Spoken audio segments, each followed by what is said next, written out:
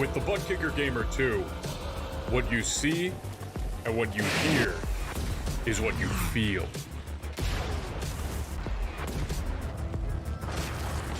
Buttkicker. The future is feeling.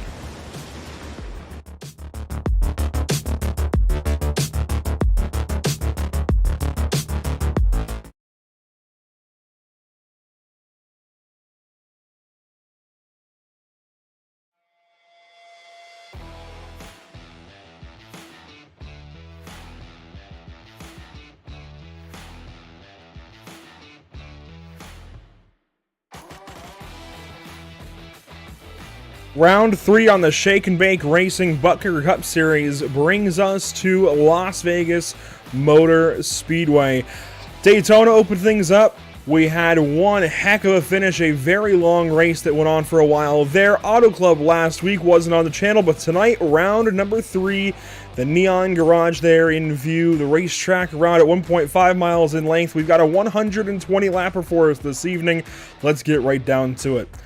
Welcome to Pit Stop TV. My name is Andrew Cardinale IV. I've got Justin Erb alongside, and glad to have you back. First of all, Justin, from Daytona. Glad that you've made the virtual trek here to Las Vegas for round 3. Hopefully we can keep this going throughout the course of 2023. But, missing a round, and it's interesting the way this is structured. We're up for a kind of partial schedule with this series. It's going to be a bit of an interesting, a new thing for us. We don't usually do that.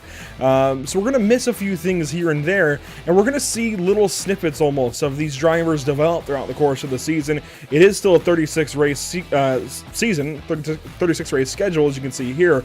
And, thankfully, we only missed the one snippet now, but we aren't back here until May 7th after tonight at Kansas. So it's a new and interesting challenge, but let's talk about Las Vegas Motor Speedway specifically. And Justin, it's been around since the late 90s. It's well worked in at this point. Yeah, some may say it's actually part of that quote-unquote cookie-cutter mile-and-a-half race course, but every single one of these drives completely different, and Las Vegas is no different. It's a very technical track if you boil it down, but it's a whole heck of a lot of fun. It doesn't look like much. It looks relatively bland, almost, actually. It's kind of a nice flowing track map, but it is very technical. Each part of this racetrack requires a different bit of mastery to get it just right and to be fast. Here, the current standing, at least at the time that this graphic was made, a lap record for the NASCAR Cup Series at Las Vegas Motor Speedway on iRacing was a 29.333, which is about a 2.5 tenths faster than our qualifying times so far this evening, as Joshua Watson currently sits on pole at a 29.596. So, that's really not bad. In fact, that is actually quite quick for a fixed setup race compared to open setup world records that we pulled from on iRacing.com. That is quite quick. Oh yeah, that's quite a feat to put down a lap just like that. That's only 2 tenths off of the record here.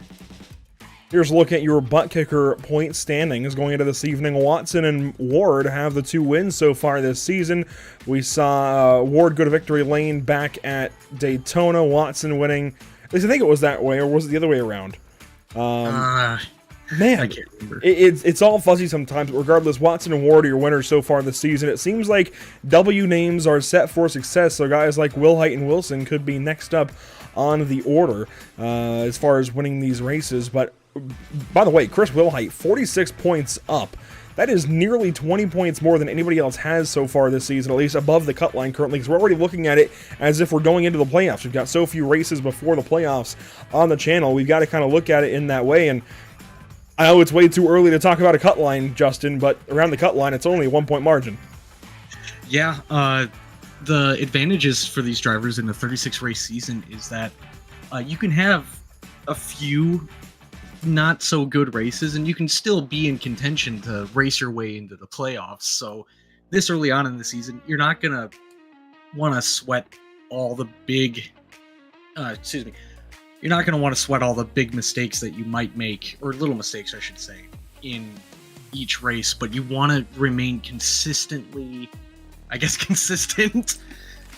want to make sure you come up with results that get you to where you need. You know, one thing I learned actually last season with the MPI Cup Series, or I guess last year, that you race in, is actually that you kind of want to try and keep yourself around the top 10. That way, if you do have those slip-up races that we're talking about, you can kind of fall back and still be safe. You have a safety net. You want to try and make sure you're on the top 10 in points if you don't have a win yet. So I know it's way too early, but since we're not back here again until Kansas, we're not talking about points again until race 12 or 13 or so. I don't think it's too early to talk about points in that way. You want to make sure you can position yourself somewhere in the top 10, maybe top 12 if you're really feeling lucky. But you got to make sure you have some kind of cushion. And if you're one of these guys like Spencer Clark or Richard Elliott that is on the outside right now, looking like you could get into these playoffs, I know we're still 23 races away from those playoffs, plenty of time to make that ground up and get a win potentially. But make the most of the halfway stage. Make the most of getting yourself to the halfway mark as soon as possible, as quickly as possible, and in as good of a position as possible, and then set yourself up immediately for the back half of this race. Now, in the case of this evening, that's actually a really good segue right into the strategy that we'll see this evening. It is a 120 lap race here at Las Vegas Motor Speedway. And Justin, we were talking about it briefly earlier amongst ourselves that this is kind of a straight up two-stop, well, I guess three-stop race technically. It actually could be a three-stop race, now that I'm thinking about it, which is really interesting because we don't have that break at halfway. We keep racing through it. And these guys... Yeah, exactly. I forgot about it too until just now. We raced through the stage here in the SNBR Cup Series, which means you could run to about the 45 lap mark that we're looking at for our fuel window. I think anywhere past 40 is safe, of course. That gets you your math, but you could even potentially run a little bit short and short pit in that first stage to put yourself further out front. You could run to 35 laps, pit, go back out there, short pit a little bit and get yourself in position for the stage, and then pit a little bit later on. Try and run more fuel in that run and set yourself up for the end of the race. So there's a lot, I think, going on that we'll talk about as far as strategy this evening, a lot to watch for. Yeah. Man, yeah, with that racing through the stage, yeah, these guys won't have a break, provided there aren't any cautions. They won't have a break to stop that type of racing. Like, you need to think about that throughout this course. Wow. Oh, I like that rule. That is a very nice rule. Well, we've got cars on track, ready to go racing this evening for 120 laps at Las Vegas Motor Speedway. Let's go ahead and get down trackside and meet our starting grid. On pole, guess who? It's car number 01, Joshua Watson. He's already got a win this season. He's backing that up with a pole position, starting position this evening on the inside of Brian Traeger. Starting from third, you'll find Craig Harris in car 13. Brandon, I know we figured this out at Daytona, and I've forgotten it. I'll figure that back out again. But Brandon will start from fourth place. Andrew Griesbaum, Brian Watson, Derek Whitford, Brad Ward, and then Brandon Sheffield and Adrian Watts, the rest of your top 10. Coming in 11th, you got Nick Barise, and you got Alan Wilson in 12th. Luke Dorian, and followed by Timothy Babcock.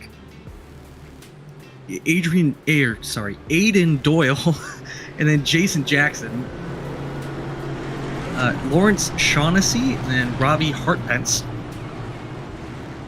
Victor Stank, and then Matthew Kleinschmidt. And that'll round out your top 20 starting positions here at Las Vegas. Starting 21st, you'll find Rocky Hartpence in car 71, Richard Elliott in car 02 will start from 22nd. Starting 23rd is Bryson Matthews, Edward Kane from 24th. 25th and 26th, Austin Derbyshire and Kevin Jadrosich. Starting 27th is Justin Levine in car 33, Chris Wellhite from 28th spot.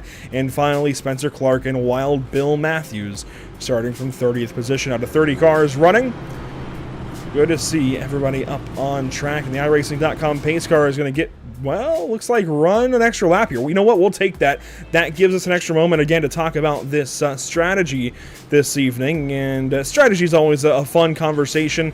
But again, 120 laps. These guys can go around about 45 laps on a tank of fuel. So they're good to do it in 3 stops. That's 4 segments of racing, right? What was the lap count you said again? Oh, they can do 2 stops. I'm sorry. This could be a 2-stop race. See, I'm getting myself confused now with numbers. This could be a 2-stop race. I was thinking 4 segments earlier, 3 segments. Anyways, this could be a 2-stop race so long as these guys play it right. And that's what I was talking about earlier, is you can pit around lap 35 before the stage at 60, and then you can try and run a little bit long. But you've really got to work out to 45 laps each time from there to make up for the extra 5. So think about it this way. Take a 120-lap race, split it into 3 equal parts. That's 40 laps apiece. So if you take 5 away early, pit at 35 to short pit before the stage, get some track position, you've got to make up that 5 laps later on. So you've got to run from 35 to lap 80. And then you can run from 80 to the checkers and have a little bit left over in case we get a green-white checkered. A lot to consider here. A lot to consider. There is definitely some math at hand. These guys have got to be up on the numbers this evening. 120 laps, that's the distance. A whole lot of math is going into it. Apparently, it's a lot more than it looks like here at Las Vegas Motor Speedway. Joshua Watson, Brian Traeger, your front row, and down to the restart zone. Off and away, we are green flag from Las Vegas.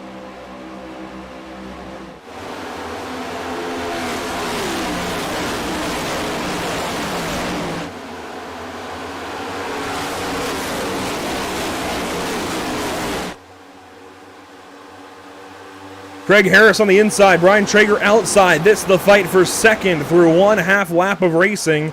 And Craig Harris going to take that spot away, drifting up the racetrack a little bit. But out front, it is all car number 01, Joshua Watson, with a growing lead after just 1 lap of racing. He got a phenomenal jump on the start there. It caught everyone sleeping. Here comes Craig Harris, though, a run through turns 1 and 2. He's going to try to take it high, now try to take it low. Down the Nellis straightaway and into turn 3. He backs out of it, but he had an opportunity for just a half a moment out of turn 2 to try and race the 01 for the lead. Yeah, one thing I believe these drivers really need to think about, it's not all about racing really hard right at the beginning. I understand that you want to sort everything out, but Vegas can be a very hard track on your tires. You need to manage those throughout the run, provided we get a long run. The side-by-side for third. And at least in the short run, these guys are getting aggressive. Traeger outside, and you got Brandon. I had this figured out. Massajetski, I know it's not right. I will get that corrected by the end of this race. Trust me. And we will have it right for Kansas in May. But anyway, side-by-side battle for third and fourth. Here comes the 44, Derek Whitford. He didn't make a whole lot of noise at Daytona, but clearly he has got the intermediate game figured out. Pulling to the inside, 3 wide in turn 3. See if these guys can hold it. Looks like the top lane doesn't have the momentum, at least mid-corner there. And there's still 3 wide going down the front stretch. Nose to tail, your top 4. Side by side, 3 wide for 4th and 5th and 6th and 7th.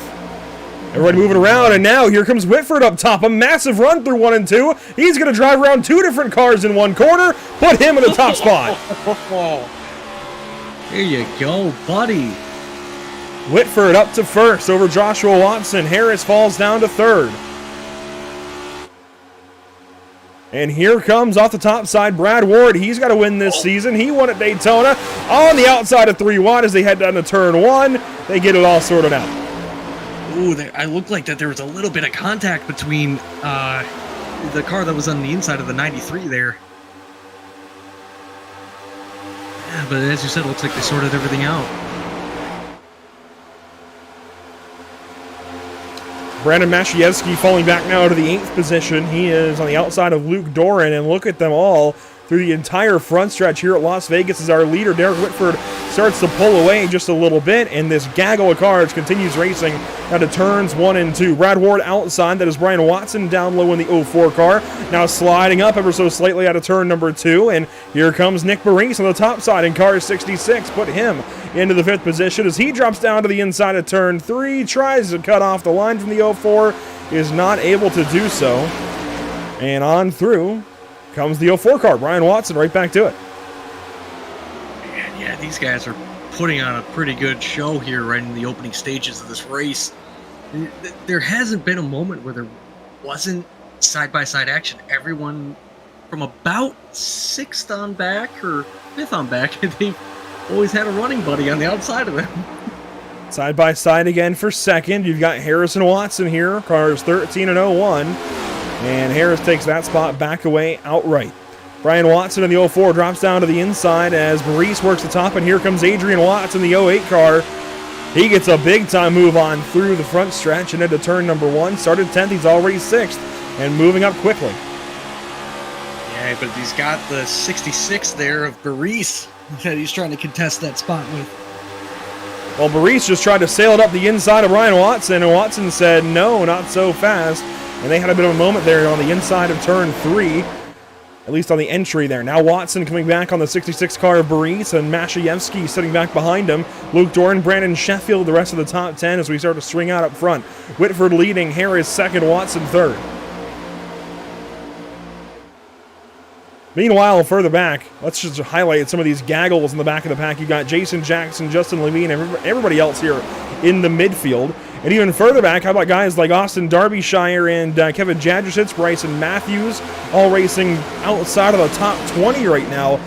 These are guys we might have to watch later in the race. If the cars come to them potentially, we haven't talked about weather yet, but it's a cool race. 66.3 degrees in the air, only 85 degree track temp. If the track swings the way that they like, they could be better later. Ooh, with that track temp, that explains why everyone's being so racy right now. It's because the track has grip. You can run.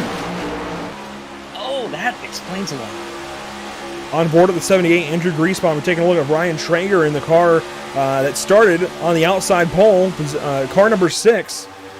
Traeger has really moved backwards quickly. He's got single lap speed, it looks like, but over the course of a run, even if it's only 12 laps and only a tenth of this race, he has gone backwards quick. 11th now, but here comes Hartpence. Well, he could be trying to stay back or back up the corners a little bit to maybe try to save a little bit of fuel or even tire for that. Oh, nearly gets some contact there from Hartpence. I think those guys might be teammates with E-Speed on the sides of their cars, but thankfully no contact between them as they head out of turn 4 and now into turn 1. There is a side-by-side straight in front of them, though. Mashayevsky and Maurice side-by-side, cars 93 and 66. One way down low, that is Justin Levine in the 33 car. He pulls back in line.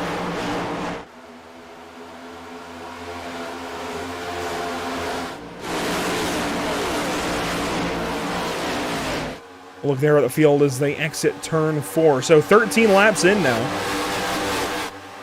Hard to get an idea, really, of how this race is going to go still. We are so early. These guys are still so close together. But once we hit about 20 laps complete, we'll kind of get an idea of who is actually here and who means business.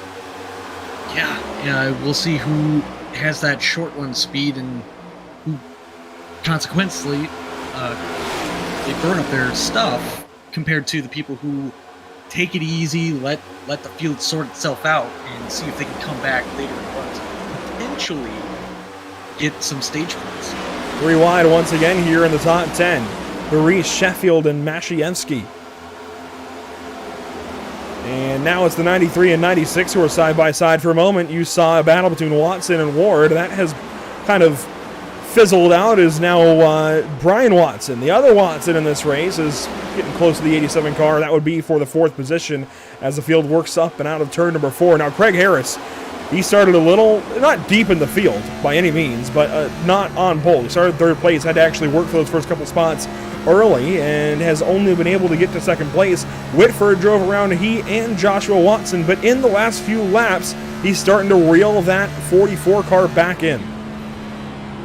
Yeah, to me it almost looks like he wants to search for some cleaner air to put on that front end of that car, because dirty air is really going to play a big part in this race, because you get within that half second, you really start to feel the wash from that car in front of you. In the corner, Craig Harris makes up a lot of time. He's definitely attacking the corners more aggressively, but he's scrubbing more speed as he washes all the way out to the wall there on a turn number 4. Or turn 2, rather. He is definitely being aggressive in the 13 car. So burning a little bit of tires off early. Going to have to watch him as this run goes on. He might be one of those guys that tries to short pit and get better tires up on that car so he can try and ride it out to the stage.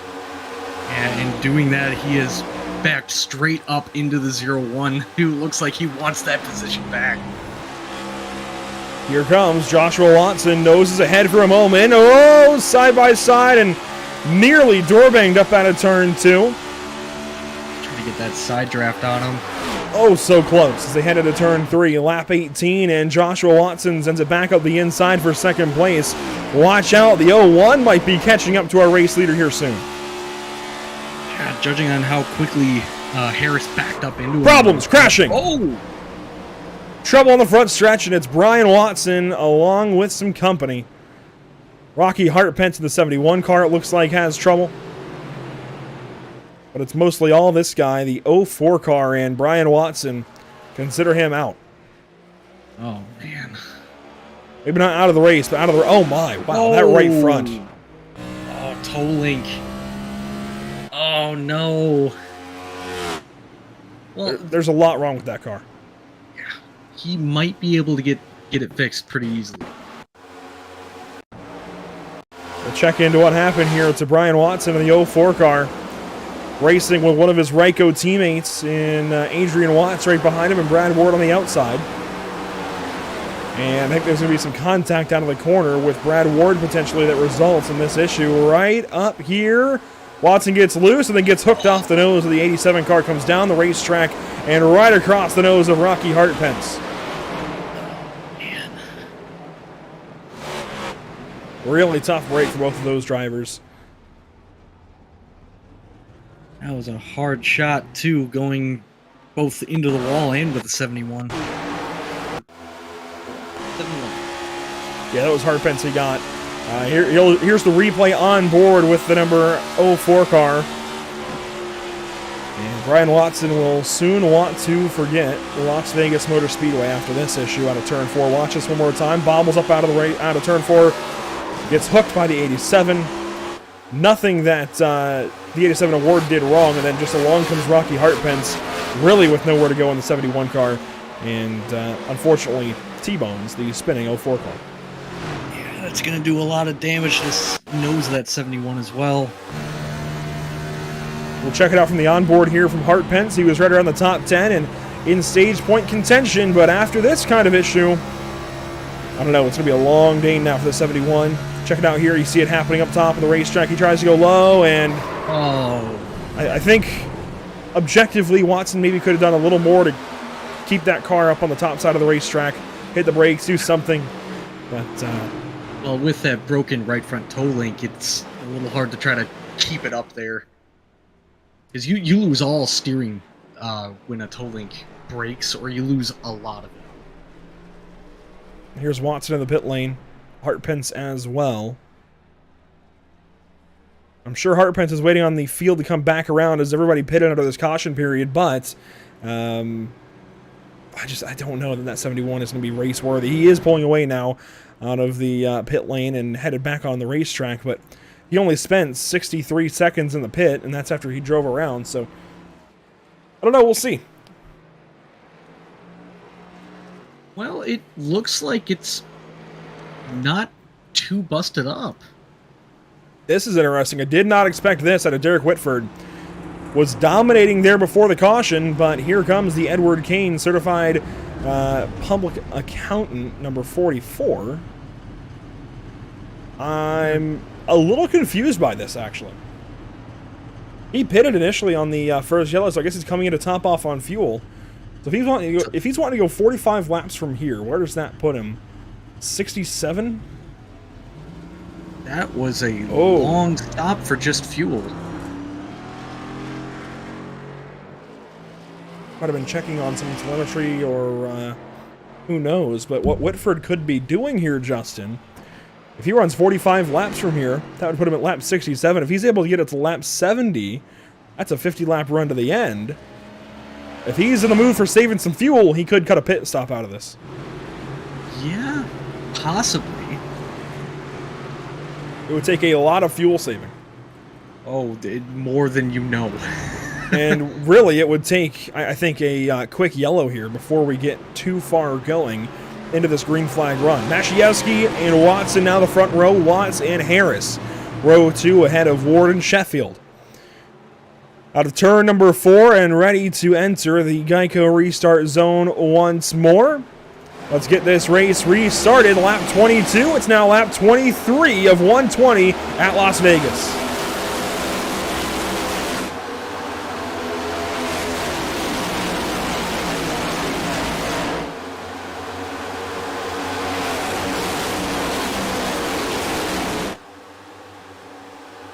Here comes Joshua Watson to the inside of Mashayevsky. He's bringing his Ryko teammate in the 08 along with him. The 01 and the 08 are now positions 1 and 2, and side by side headed to the start-finish line.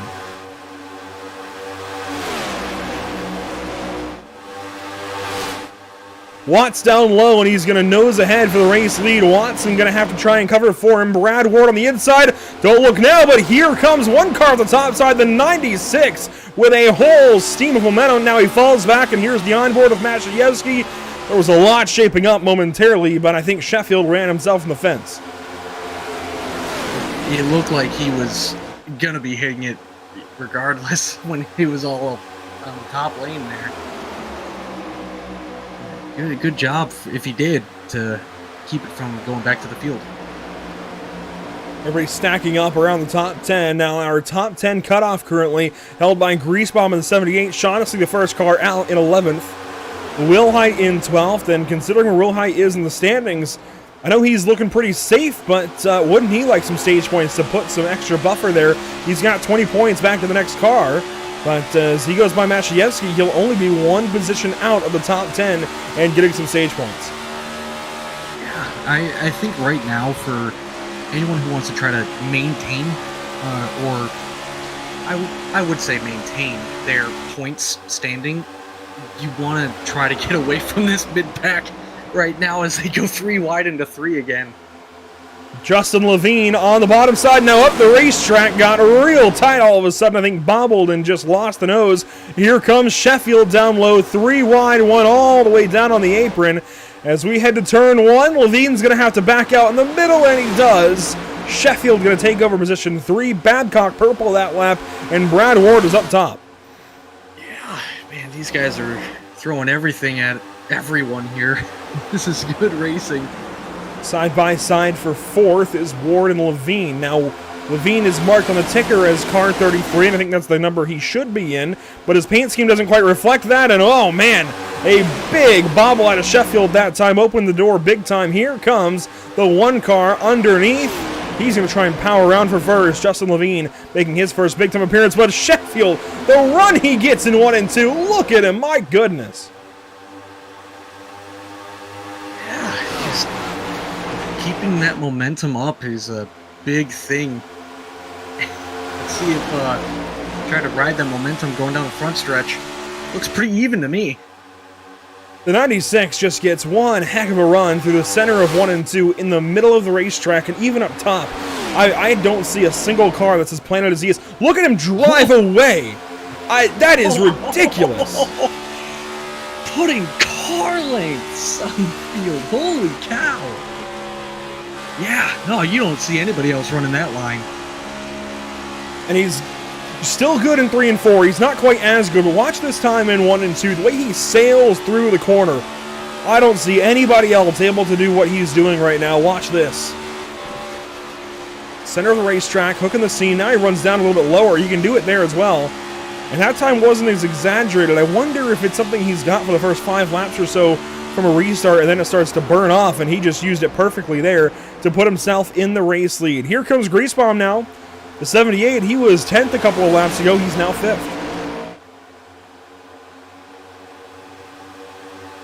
One of the fences well in the background, I think that was Derbyshire in the 64. And now Justin Levine, Derbyshire's teammate, drives right up to Sheffield into 1, but Sheffield gaps him again. Oh, okay, on the ticker it's saying the 33. Okay, so it's the 1 car that is the V, correct? Yes. Okay, I just wanted to double check that. I'm just really confused. All right.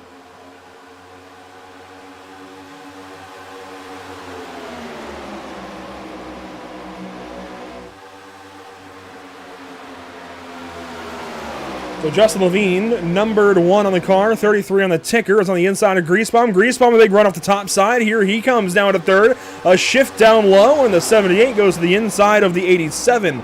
Looking for position number 2, Adrian Watts drives down to the white line in turn 3 and puts some pressure on Levine now for 4th. And a lap 32 complete. Seeing some of these guys getting off of turn 4 and the field converging on each other, it just looks like every single time that someone's going to hit something. It's insane. Side by side here, Greasebomb and Levine. This is for 3rd spot. Greasebomb down low, Levine up top, and whoa, they nearly came together for a moment out of turn 4. And Joshua Watson suddenly is back in this, flying under the radar. Yeah, there we go. Okay, so that kind of caught me off guard. Here comes Watson out at the top side, and he has got the 5th place back away. He's going to power around and rejoin this fight up front in the top 5. Levine down low, and an opening in the middle maybe for the 01 car. He could be trying to stick with his teammate. Let's see if he's going to stick high, and he will. Watson stays up behind Watts, now follows him through the middle of turns 1 and 2. You can see everybody fanning out all the way through your top 15, even 20 cars. Sheffield still has not lost the race lead. Now Watson with the advantage over Levine into turn 3, and will just follow the 08 into the corner. And you can see he must have cleared the 33 as well. And he did. The first side-by-side now, Greasebomb and Harris.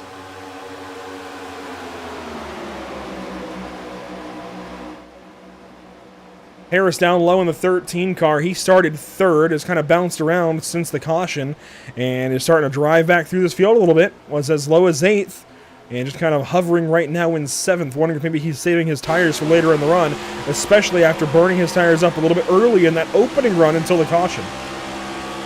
Yeah, all these guys right now running up from the start of the race to getting going. Most of the time, that first caution shakes off all the butterflies. So these guys now are like, okay, we're good, calm down, we don't need to push so hard. But on the other end, you still want to get your track position for, like we keep alluding to, the stage. Nose to tail to turn 3 were their 87 and 08 cars of Ward and Watts. And now here comes Levine, a look for the race lead. And it was just that, a look. Not able to do anything with it in turn 1. Has to fall back now as Watts and Ward battle side by side once again. You can see him here, Ward up top, trying to defend that third spot away, rather. The Ryko cars are really good on the bottom. That much is clear, but it looks like you can still defend versus just about anybody off the top side if you run it just right. And right now, Brad Ward is doing that. He won at Daytona, but showing that he can run on an intermediate with the Auto Club winner right behind him, Joshua Watson in the 01. And here's the onboard from Watson. A shot there to his teammate. Now he pulls up to the outside. Gets backed up into the 01 there. Lork Doran, by the way, have not talked much about him yet. He's currently running 6th in all of this, and it's good to see him kind of recover after a rough weekend at Daytona a couple of weeks ago. Clearly turning things around on the intermediates, and Harris got the fence there to turn 1. Shaughnessy to come by on the bottom side. Will Height down the top 10. Greasebomb, who was 5th recently, is back down to 10th and trying to hang on to it over Alan Wilson, who's going to drive down the bottom side. Side by side here, this for 10th.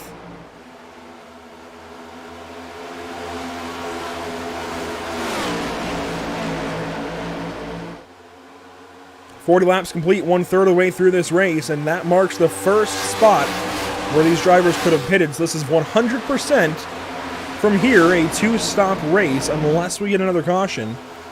They just kind of tightened up the margins in which they could pit as, Elliott got real loose at a turn 2. Here comes the field to try and take advantage of that. And Whitford drives to the inside. Whitford, though, wow, Whitford's 1 lap down. Yeah, I don't know exactly what happened during that first caution period, but I believe coming down for that longer service, the 16 seconds, that could have already put him down. He might have come in again. Well, that didn't put him a lap down. We saw him rejoin the field. I think he had to serve a pit road penalty, potentially, which is really odd. But he came in shortly after the green flag, it looks like, based on his stint length of 18, now 19 laps. So really concerning there for the 44 car. Really unfortunate for him as well. He is ahead of just Brian Watson in the 04, as everybody else has been able to continue without issue. Just that one caution with Watson and Hartpence earlier on. And Hartpence is fine. Actually, Hartpence is racing here in 12th, racing with Griesbaum for the 11th position.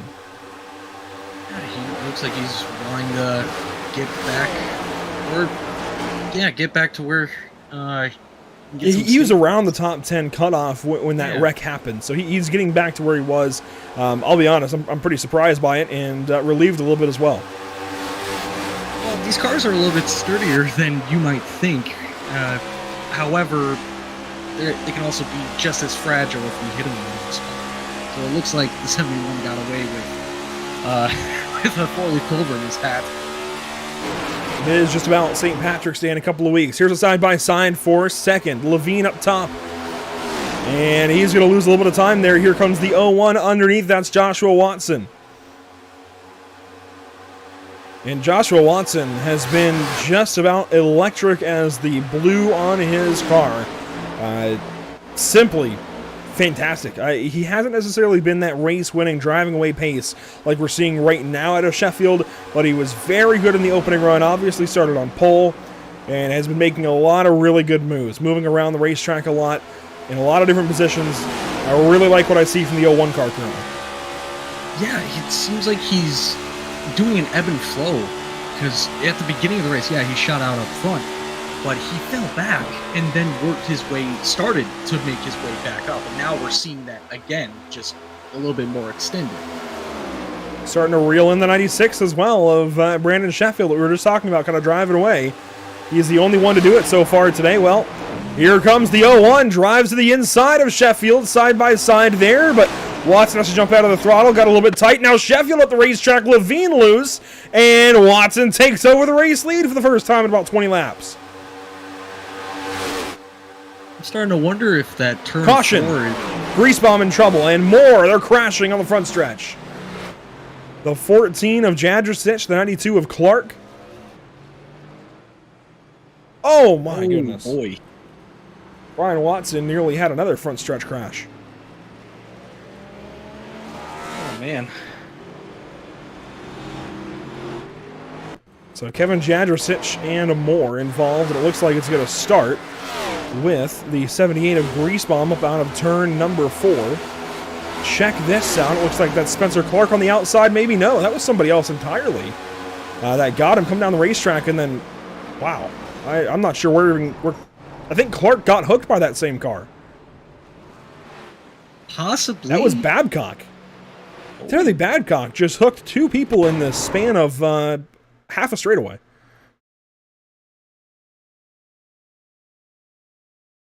Now check this out. Watch the 99. Oh, he got up into somebody there, down the racetrack, onto the apron. Comes back on, at least decently safely, bobbles there. And watch what happens on the front stretch. He's going to end up coming off the wall and right hooking the 78, then comes down and right hooks. Oh, it slams into the 64 of Derbyshire and hits the 92 of Spencer Clark. Talk about a disaster of a lap. Here in a second, he's going to have his crew chief tell him to go hit the pace car. To be perfect. That was a lot in one lap. Watch this back. Racing with the 02 of Richard Elliott, and everything goes really bad really quickly.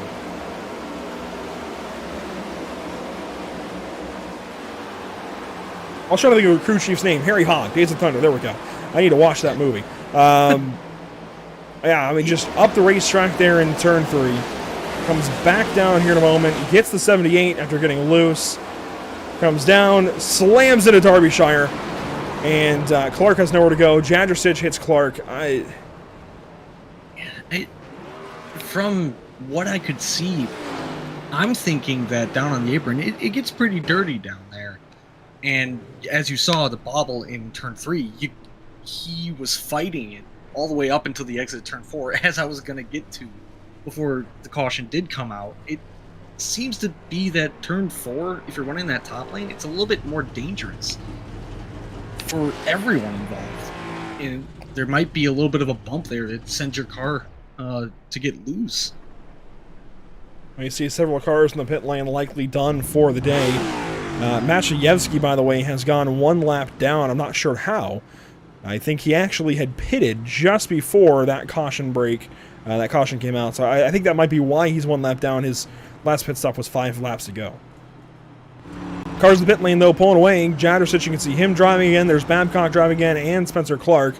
And even Austin Derbyshire. I'll be honest, I thought Derbyshire was done. The way he got hit on the right side, I figured that would have just about sheared the right front off. And the worst part of all that, and yeah, you can see Derbyshire battling the car here. The worst part of all of this isn't even the damage to each of these cars. It's the fact that the 99 of Babcock has actually won some teammates with Derbyshire, and I believe, there was one other driver. Well, anyways, at least Derbyshire and potentially others that were in that. That's really, really unfortunate. As you can see, the 99 getting back up to speed here. Also, Kleinschmidt headed back down the pit lane here for the 59 car. A lot of these drivers doing double pit stops. I wonder if it is to stuff it full of fuel. And that is one of the other one-sim drivers. And yes, from here, it is a 70-lap race. And that is 2 35-lap runs. So you are able to run here from here perfectly fine on a 1 stop. The stage will come out about 10 laps from now.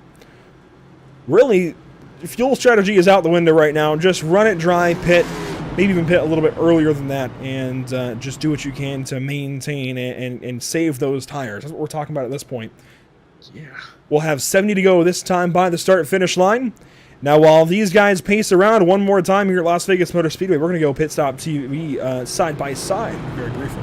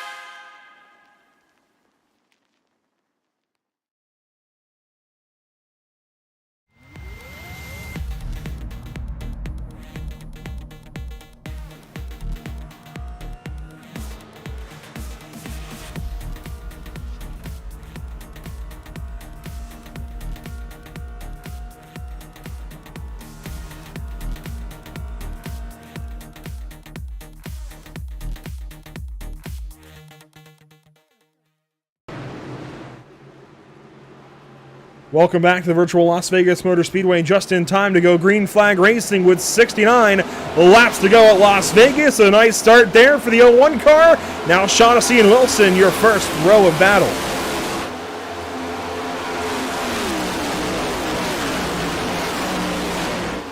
And quickly through turns 1 and 2, Shaughnessy headed backwards very quickly. A very disjointed restart here with 69 to go. Shaughnessy back to 6th and falling quick. Here's Sheffield to the inside of Alan Wilson for 2nd. And the 96 quickly picks the 79 off. I think with this little 10-lap run to the stage, I think we're going to see a lot of shuffling around, just trying to claw some points in as he goes 3 wide, I think. That's Justin Levine in the 33 car, making a big move there between the 5 and 79. And we've got smoke ahead. Somebody laying down all kinds of smoke. I think it might have been Watson into turn one. He loses the race lead up the racetrack and just trying to hang on to it.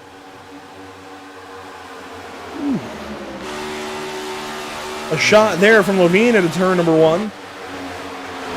And now on the outside of Luke Doran. Let's go back and see what happened there to the 01 car of Watson. He's loose again, but does hang on to it. So let's check this out real quick. Out of turn two, he lost the lead in a hurry. That's about a lap and a half ago, so watch this. Misses, or gets down to the bottom pretty nicely, but here comes Sheffield. Just one heck of a run, and the 01 just has nothing to do about it. Just it is not able to do anything, slides up.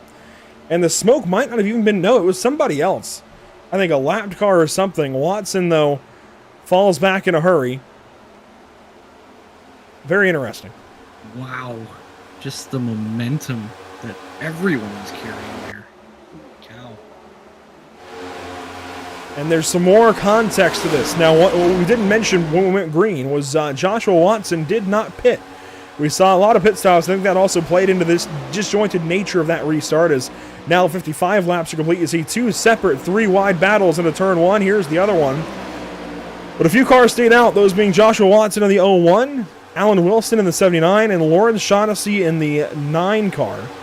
All stayed out. Everybody else pitted under that yellow except for a couple of lap cars, those being Brandon Masiewski and Brian Watson. So a mismatch of tire strategy. That was Edward Kane in the fence out of turn 4. He popped the outside wall and continues on now to the inside of Joshua Watson. And I have to wonder, honestly, for Watson, what was the gain out of this strategy to stay out under that yellow? The loss is clear. He's outside of the top 10 now. He will not get stage points as Elliott's going to drive to the inside in turn 3 and easily put some time on him. It's got me thinking as well. Do they have limited number of tires in the pits? 3 sets. That might be it. He might be trying to save a set in case there is a late race caution. So Joshua Watson stayed on the racetrack. You have to wonder what these guys are planning on doing. Now from here, it's a decent tire stint. 60 or so laps, that's not too crazy. But fuel is not going to last that long, as we have a fuel limit of 78%. That is about 45, 46 laps of racing. 2 laps to go on our stage, though. And here's the battle for the stage win. Chris Wilhite, we talked about him at the top of the show. The top driver without a win in the standings so far. He's got a ton of points on 4th. And he's looking quick suddenly at the end of stage 1. Yeah, it looks like he's tracking down Sheffield, or at least keeping pace with him. Very much on the back end of Sheffield for the race lead. It'll be 1 lap to go here in the stage this time by. And Wilhite has got a windshield full of a silver and green 96 and 1 job to do on this lap. And let's see if he's going to make a move to try to get some more stage points under his belt. Nothing there in turns 1 and 2. You can see Watts and Doran in line as well, your top 4. Ward and Levine, 5th and 6th. Then Harris, Baris, Kane, and Elliott. And it looks like not much of a contest there for 10th. Wilhite out of turn 4. Not able to do anything there to the stripe, and that is how stage 1 will end. But we will keep racing through the stage break. Now lap 61 and 120.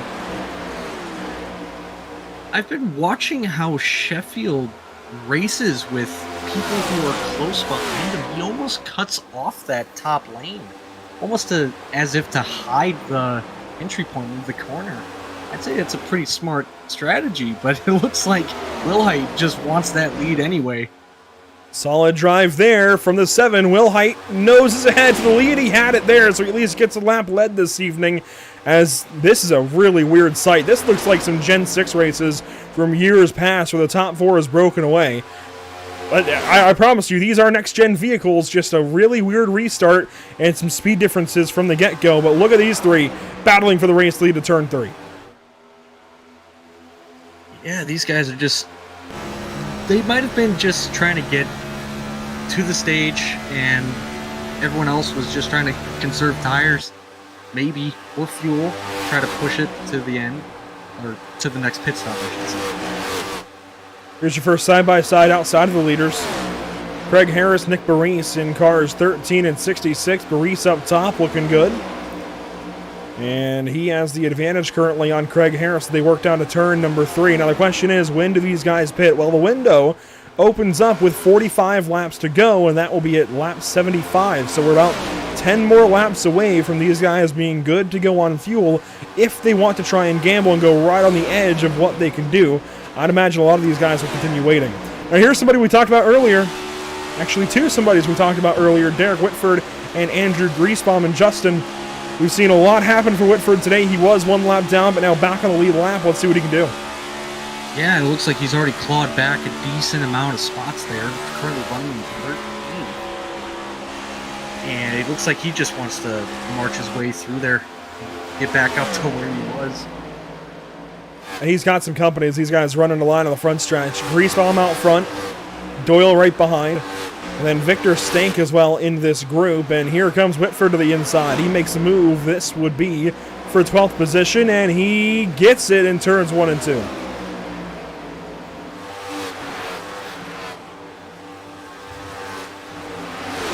So Whitford still moving up. Now Levine and Baris. Baris very slow in the center of the corner, and he's losing a lot very quickly. Gets his feet back under him. He's now 10th spot as Edward Kane goes by. Elliott and Harris as well took advantage of that moment, but Baris at least in a position to try and take back over. I wonder if it was just an awkward entry into the corner, or if he had help.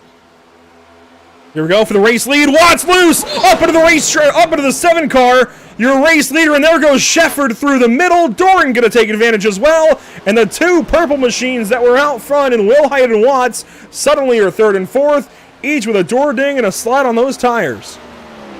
Well done to keep those machines going straight. Wow. Wilhite up the racetrack, and this whole dynamic in the top 4 has changed. Watts just got a little too low in the center of 3 and 4, made a mistake. And, wow, that was a big-time catch. Let's go back 1 lap ago and see what happened.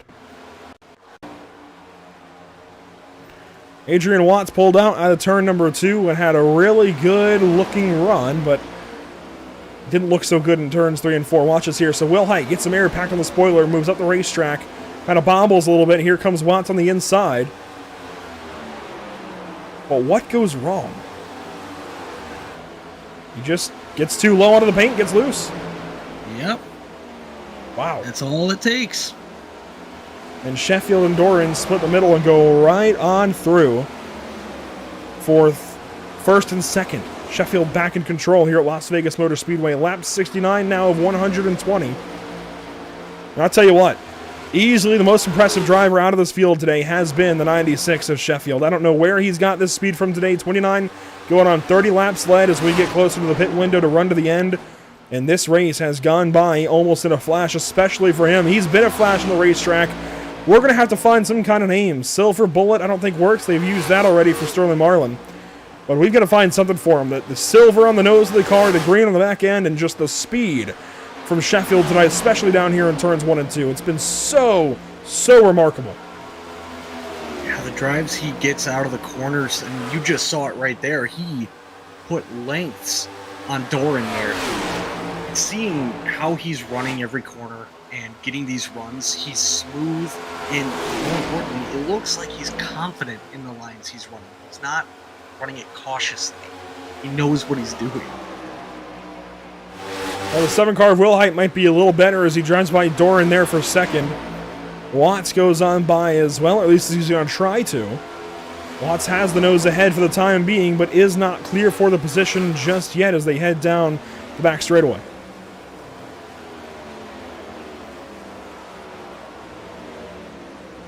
Side by side for 3rd still. Doran not wanting to give up. He finally will have to and relinquishes the 3rd position back to Adrian Watts. Now behind these guys, Brad Ward, Justin Levine, they run single file, but look at this happening behind them. Edward Kane in 8th, Nick Baris in 9th, and Richard Elliott now in 10th.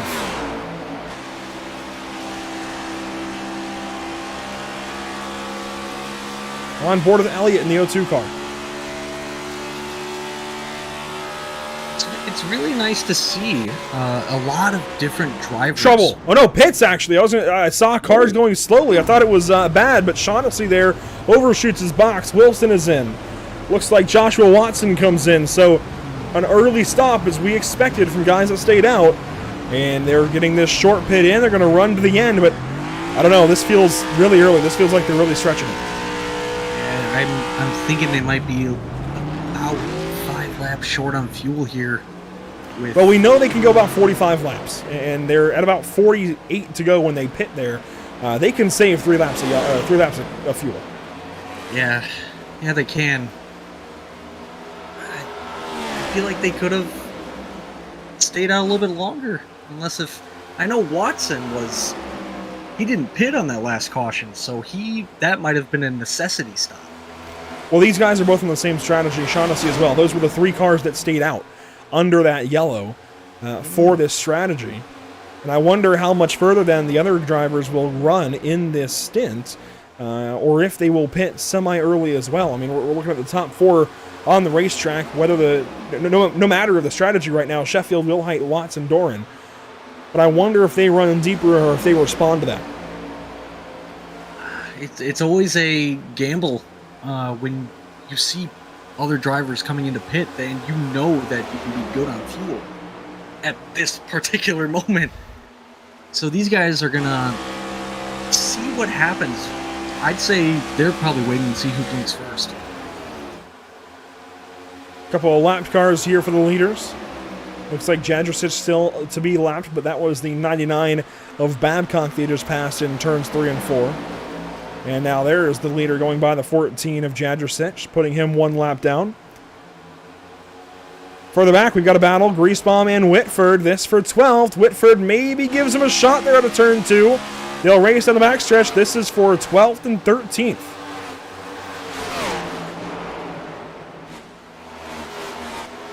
Ahead as well, Nick Barris, Edward Kane. These guys have not calmed down, and now they've got the 20 car behind them. And that is interesting, not to be expected. I'm trying to find the 20. Bryson Matthews, he's 1 lap down. He pitted 28 laps ago. I wonder how he's ended up a lap down, to be honest with you. I don't have a clue. Just an off day for him, it seems. Seems to be a lot of people who are mysteriously going a lap down. Here's Rocky Hartpence into the pits. Not to be confused with Robbie Hartpence in the 11 car. In fact, let's take a look at the other Hartpence in car 11 on track there. Hasn't pitted for 28 laps. You wonder if maybe he's coming in this lap to match that of Rocky. Perhaps. And there's Hartpence.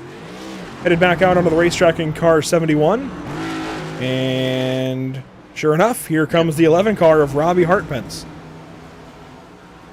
And Brian Traeger and Spencer Clark. A few drivers pitting here as we approach 40 laps to go. I'd imagine we see a few more drivers go just a little deeper into this run. They have good tires still. If they pit now, they're going to have kind of a difference in the tires they have now and the tires they'll have at the end of the race. If they can go another few laps, they'll have just about equal, and they won't have any big losing moments, if you will. It's weird to explain, difficult for me to explain, but it's how I think about oval races when I'm behind the wheel, right? If you pit now, you've run 30 laps, but you have to run 40 laps. You'll have 40-lap old tires at the end of the next stint. If you run 5 more laps, you have 35 and 35-lap old tires for each stint, and you can try and mitigate what you lose in those last 5 laps of each run. So that's the way I look at it at least, and I think that's what these guys are doing as well. Yeah, it's a risk and reward type of situation here. You could always, if you react and pit a lap after you see everyone else do it, you're all on the same tire strategy. However, if you know you have good long run speed, you can stay out and get the gap between the pit stops of you versus your competitors. You can grow that gap, and at the end of this run, you could have better tires than your competitors, so that'll give you the edge. 40 laps to go, that time by the stripe, on board with Brad Ward as he chases Justin Levine. Levine recently passing the 87 for 5th place. Our eyes really are just on each of these drivers in the top 15 or so and when they decide to come down pit lane. Further back, Griesbaum and Jason Jackson racing. Jackson with a blink there at a turn 4, comes back in, and we have not seen that 86 car once yet today, but now we take a look at him here. Looking like he's putting together a decent run. Yeah, sometimes being quiet is the best strategy of them all. You just find yourself in a good situation. Kleinschmidt headed back out of the pits in car 59. A routine touch and go for him. 15.08 seconds, and he'll head back out as a few drivers go by. In fact, there goes Robbie Hartpence for position. So now Kleinschmidt drops down to the 25th spot.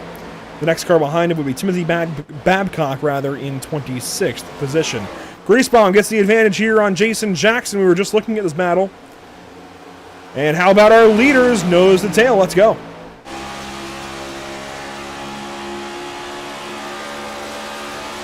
Inside of 40 to go. We're coming up to 35 to go. That mark where I think we can expect our leaders to come in, and they're going to get racy. Adrian Watts back on the inside of Brandon Sheffield.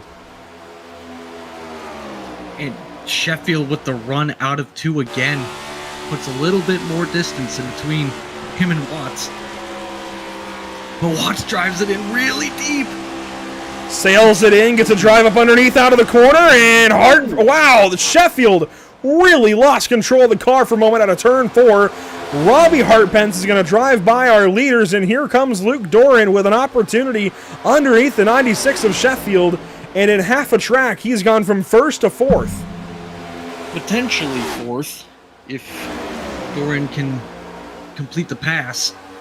Gets a draft from the 7 car of Will Height trying to help the 5 car round. I think mutually realizing just how strong Sheffield is, and is Sheffield maybe going to pit here? Yes, he is. Yep. So playing that game to perfection, get a short pit on the drivers he was racing against. It'll be a 35-lap run for him to the checkers, and now everybody else is going to have fewer and fewer laps, but I like this from Sheffield. I think this is a good move. Yeah, especially after the slide he had coming out of 4. I think that is a good choice here. Yeah, both to take care of the tires that were already on the car, but also to get new tires on. And short pit versus Adrian Watts, Chris Wilhite, Luke Doran, even Justin Levine, and guys that he could have fallen into the clutches of. 2 tires there coming around for 4. Yeah. Waiting on the jack to drop, and here comes Justin Levine to the pit lane. The other 4 stay out. Levine comes in along with Griesbaum. And there's the 78. Here comes Aiden Doyle in 24 car. Victor Stank as well. Actually, Doyle on exit. Victor Stank also exiting the pit lane. Yeah, now the question is going to be, what are those top 3 going to be doing here? Because the longer they stay out, the less speed that they're going to be having because of their tires. So what kind of... The flip side to that is if they go a little bit deeper, they have more fuel for the end of the race. That might help the balance of their race car. They also will have better tires at the end of the race. So if they feel like they can run the 96 back down, they're not losing too much. But if they're even questioning it, they should have already been in the pit lane. And I'm kind of surprised these guys are running this far past the pit from Sheffield. And now here comes Will Height and Doran, leaving Watts on the racetrack.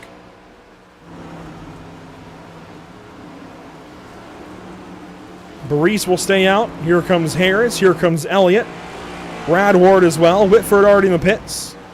Sheffield back on the racetrack, and let's just ride with Sheffield here as he passes a bunch of cars back. He's now into 9th, coming up on Jadrosich. That will be for 8th. Next up the road is Will Height, who is in the pits currently. Watts, Baris, and Kane yet to pit, and Kane, the car right in front of Sheffield, and oh man! Nearly running into each other. That was a little more hairy than it needed to be, but now Sheffield's going to pass a bunch more cars on pit exit here. Watch him on the inside. There's Doran and Will Height. He sailed right past both of them. That's exactly what I was going to be alluding to, where with Sheffield being on those new tires, he can push a little bit and try to make up the time that he lost having that slide coming out of 4. He's going to make that up and more. He's got better tires, and that's what I was talking about. If these guys feel like they can run him back down, it's okay if they go longer. They're running slow laps when he was running fast laps, but I don't know. They've got a big gap to overcome as now Joshua Watson slides into 3rd. Edward Kane currently is the race leader. You can see his neon green number 10 right behind these guys. There's a lot to unpack. So Watson and Wilson are 2nd and 3rd effectively once this sorts out. But here comes Will Height on the top side. He's running past all of them. There goes Edward Kane into the pits. And Will Height now is 5th. Here comes his run on the 18-lap-old 79 car of Alan Wilson. But the damage that Wilson and Watson put on these guys actually may stand the test of this run. They could get some good spots out of this run. That is very true. And with that, Will Height is within striking distance of Watson, but there is a 3-second gap up to Sheffield. And growing. Call that 4 now. And they'll come around and pass Edward Kane, who is still in the pit lane. There goes Sheffield, now in the race lead, as he comes up on some lap traffic again. That is Brian Watson, who was racing up in the front earlier on. And Sheffield goes on by. Watts goes quickest that lap, and that's very important, actually, as where is Watts on the racetrack? He is back in 8th position after all of this, even behind Brad Ward, so he must have had a slow on and off the pit lane. As he goes to the inside of Justin Levine here, some good racing. These guys all on new tires.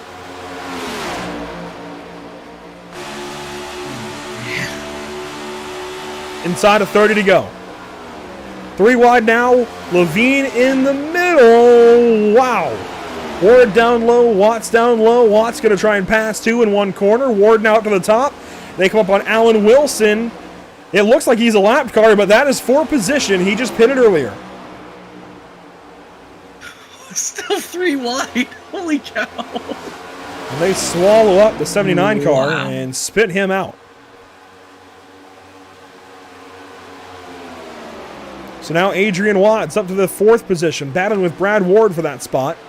And he's going to take it as he's got much better tires right now. Well, I say much better by 2 laps, but he goes down here to the inside of Joshua Watson. That's the difference of 20 or so laps. Watson not able to do anything looks exactly like when the 79 got passed up. And Levine splits the middle. So out front, the gap from Will Height up to Sheffield. Let's see, is that closing at all? It's nearly 4 seconds. And the way Sheffield was able to run so strong deep into a run, I'm not sure, man. This is going to be really interesting to see the way this kind of works out. The gap's been hovering around about 3.6 seconds. It's ebbing and flowing, but the average is about 3.6. 25 laps to go. With these 25 laps to go, a big thank you to our partner with the series, Buttkicker. Feel what you've been missing. Giving out some free hardware to the champion, I'm sure, of this series, and that's going to feel pretty nice, literally. And for Sheffield and Will Height, they would be feeling every single bump of the racetrack right now, especially the way Sheffield was able to run on the inside of turns 1 and 2. I've never seen anybody do that kind of thing here at Las Vegas. The car is so planted. Sometimes he runs the middle, and here he's going to run the middle, but sometimes he runs right down through those bumps, and here he's going to hit some of the bumps on the inside of turn 2. There are some big ones down there, and if you've ever run with a Gen 6 specifically, years back here at Las Vegas, you'll know. I mean, you run down, it was almost impossible. It was a no-go zone with the Gen 6 car for several years.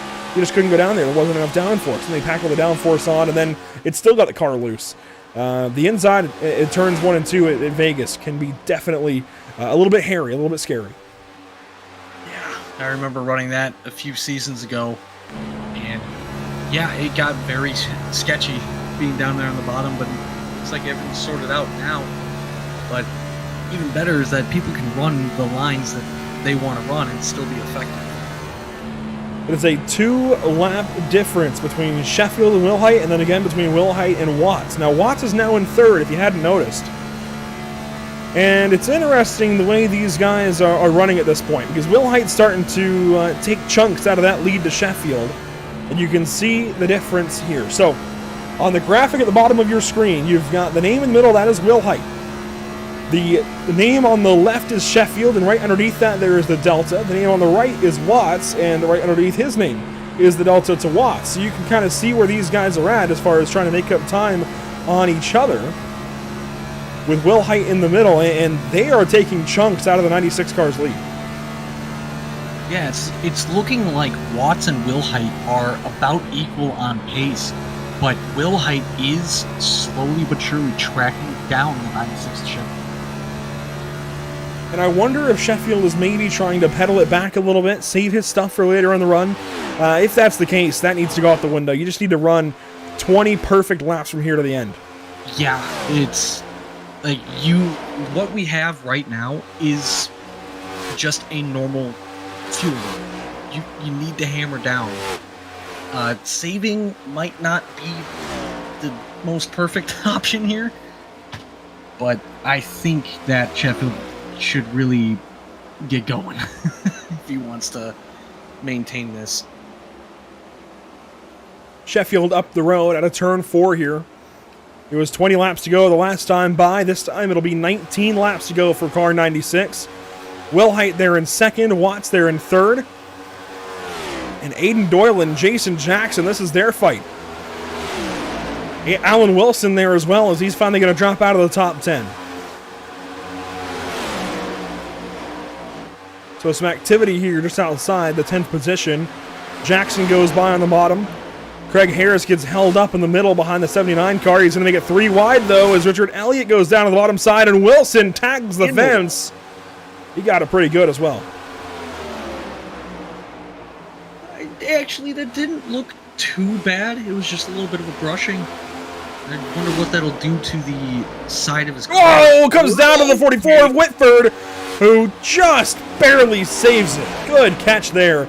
Wilson came off the wall and just went straight down into the 44. That was a really good catch from Derek. Wow. Well done. Oh my gosh. Back up the road a little bit. You got the 24 now of Aiden Doyle leading this group. Babcock in the middle. That is a lapped car, and he's going to get eaten up in the middle. Nearly. Wow! And he never lifted. I don't think he lifted once in all of that while he was getting tight the entire time. Up the racetrack, slams the wall again. He nearly collected the 13 of Craig Harris. That was scary. That was...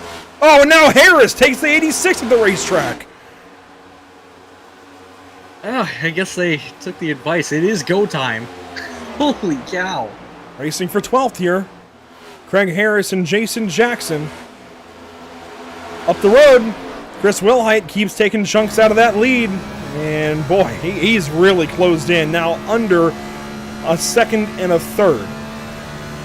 Yeah, but not to mention that Watts has also closed the gap to Wilhite. It is now about half a second. So if you're Sheffield here first, wondering, you're hoping that these guys that just got in your way a little bit, this lap traffic of Robbie Hartpence and it looks like Matthew Kleinschmidt, you're hoping they get in the way of second and third, but you're also hoping that Wilhite is caught by Watts before Wilhite catches you. You're hoping those two will race. The problem with that theory is the 7 and the 08 both have a common logo on their car. Do you want to guess what it is? E-Speed? Was it? No, it's the Ryko logo, the big old Ryko logo on the sides of their cars. That is the same between both of them. They are working together here as far as that goes, both with Ryko Performance on the sides of their machines. I don't think they're going to take either one out of a position to win here. They're going to try and work together if they can and try to put a Ryko-powered car in victory lane. Well, work to get up there, and then maybe gloves off. That's what I would say. We'll have 13 laps to go this time by. Sheffield works the inside of another lapped car. This one is Kleinschmidt. And he's still hanging there. I don't think the draft is even helping the 96 at this point, and here we go. We've officially got a race. And it's only 2 lap older tires for Sheffield, but these guys have run him down quickly. It could have come down to Sheffield pushing to try to get a gap between them, between the pit stops. It all goes down to the start of how you start wearing those tires. If you push them hard really early on, they are gonna fall off. That might be what we are seeing from the 96. Well, here we go. Chris Wilhite has caught the 96 for the race lead. 12 laps to go at Las Vegas. 3 cars to settle it. Wilhite ran the middle that time, a little higher than Sheffield. He's going to have a run out of the corner as Sheffield washes up. Watts was down low, now slides back in behind. Wilhite assessing the 96 car. He's going to go high. And he's going to quickly get to the outside of the 96 of Sheffield. He is going to take this race lead away very easily, I think. Powers on the outside, and a big adjustment there at a Sheffield. Wilhite at the line. 11 to go. Will Height might have the advantage here, but Sheffield has the car to do it. Drives him up. Here comes Watts on the bottom. 3 wide at a turn 2 as Watts drives it down low. And he wants to try to take the 2 for 1. Sheffield nearly hooked his right rear corner. And Watts, way down low, drives to the lead for the moment. But Will Height's going to have to run out of the corner. And he powers back to position number 1. And with 10 laps to go, this battle looks like it's far from over. Absolutely. This is anything but over. Luke Doran might be able to start reeling these guys back in and forth. Side by side. Wow. Oh, there we go. They're all going to crash. Sheffield got him. And caution with 10 to go as Will Height spins down the back straightaway to a stop. Oh, man. They were all under a blanket there. Sheffield just came off the wall and hooked the 7 car of Will Height. Watts got put in the fence. Actually, I do believe Sheffield got a little bit loose coming off of 2, and he tried to catch it, and it just so happened that Watts was there. I'm not 100% sure that's what it looked like.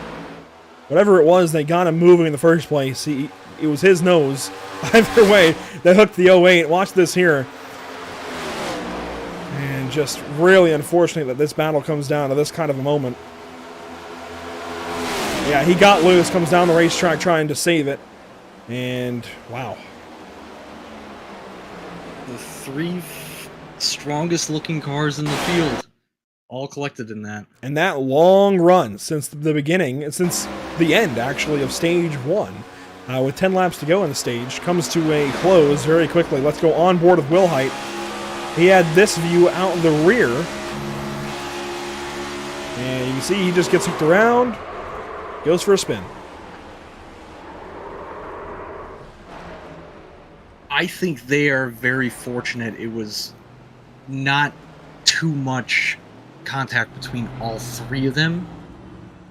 I think it's fixable, but they are definitely going to be further back. Well, they're all staying out. Everybody in the top 11 stays out, and this is what Joshua Watson was saving for. You called it. You called it, Justin. Into the pit lane is Watson along with Traeger and Wilson. Aiden Doyle taking tires. Lawrence Shaughnessy, Victor Stank, Rocky Hartpence, all these guys playing the long game. I think this is going to be your race winner right here, car 01. He's going to win the race off of pit lane, and he is going to be the first car on brand new tires. And we're talking about 23, 27, 24 laps on tires for these guys out front now. There's no way. These cars that are coming out of the pits right now, they are going to be fired out of a rocket coming into these last, I'd say about 6 laps, would you say? Yeah, 6, maybe 5. We'll see. As here's Joshua Watson, fresh off the pit lane, took 4 brand new tires. Aiden Doyle as well. Yeah. One of these 2, I think, is going to win this race. I don't see... well, Wilson, Stank, Traeger, I mean, these guys, and I think especially Traeger, who started second tonight, I think could still win the race, especially if things stack up. But we're talking about 25, 27 lap old tires versus guys that just got brand new ones for a short run to the checkers. Watson's got to win as of last week at Auto Club. Started on pole tonight. I don't think you bet against the 01 car here. It definitely would be a smart decision to go with him. You just gotta hope that he gets through the field cleanly, but fast. And one of the deciding factors for the 01 as well is going to be the fact that he is starting on the outside of row 7. That means that he will be able to just put it up on the fence and drive by some slower cars in 1 and 2, make a lot of ground up that way. It's going to be like AI racing, where you put the AI on like half difficulty, you start from the back of the field, you go straight to the outside and pass them all in turns 1 and 2. I think that's what it's going to feel like for Joshua Watson the first couple of laps. Yeah, and you got to be careful with that, though. Some people on these older tires might slide up in front of you, so he's got to be on his toes.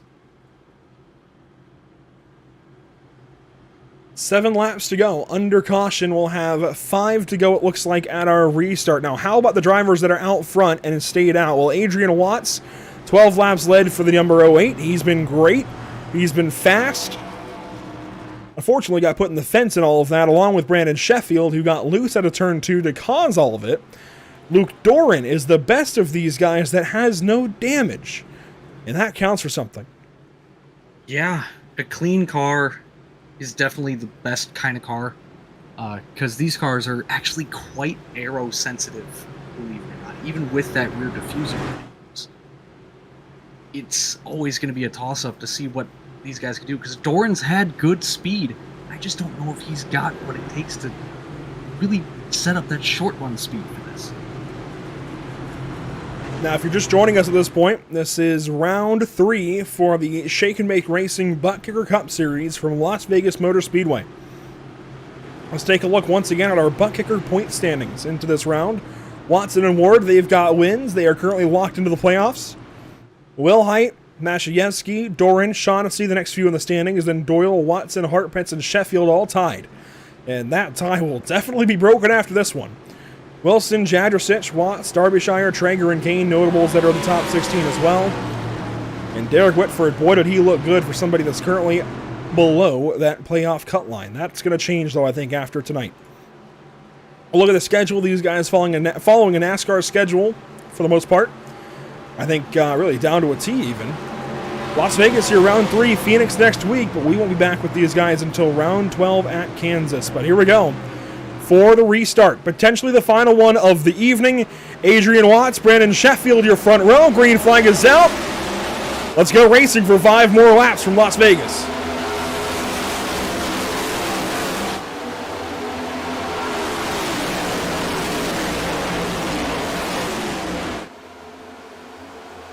What a run for Doran off the start. Sheffield falling back. Brad Ward grabs a spot to the inside of turn 2.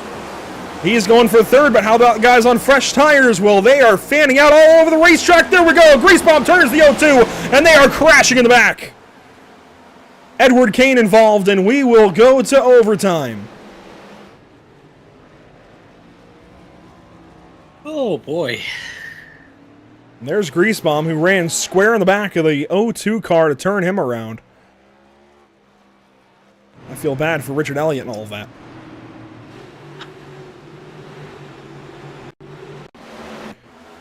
Let's take a look at it here through turns 3 and 4. Both of these guys stayed out. Neither one on new tires. Now watch Grease Bomb in that 78 car. You see Wilhite down low. He just spun, couldn't get new tires, doesn't have any more. Elliott gets in, checks up after getting into the 66, and then Grease Bomb, I mean, he just runs square in the back of him. That was a little puzzling. I honestly can't tell you what the line of thinking could be there. I'm at a loss for words.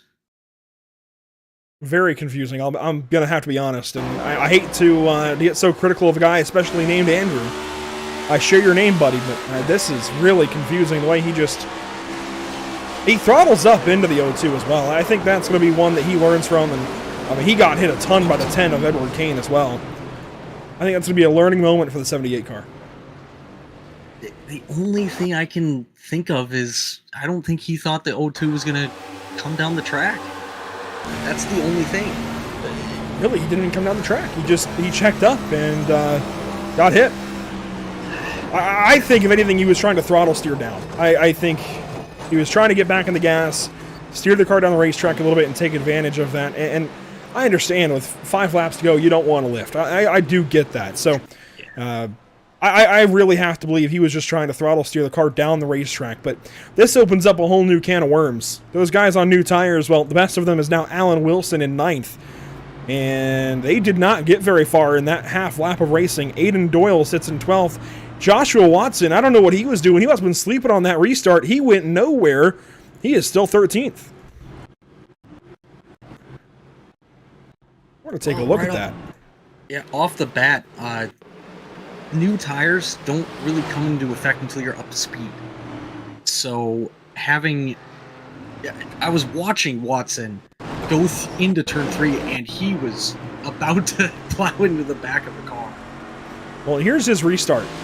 And he tried to get a big jump early. He went up. Edward Kane blocked him up the racetrack. That's interesting, and that tells a lot more to the story as to why he didn't get more spots. And again, this is the previous restart. This is not live. So then he goes up on the top side. He lost all his momentum into the corner. And then Edward Gain goes and gets himself involved in this crash anyways.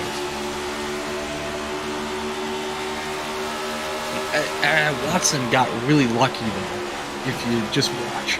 Yeah, wow, he gets into Whitford there. Wow! Yeah. All right. No room for error there. Well, he's only going to have 2 laps now to take advantage of this one, and you know, I wonder, how many attempts do we have? I'm actually not entirely fluent on that. I'm going to check my notes. I don't think Aidan Doyle actually handed me that list of notes, to be honest with you. I don't think we expected an overtime finish like this. I would have to imagine that we have 3. I was going to say 2. Well, are you in the session? No. Aha. Well, I will do it.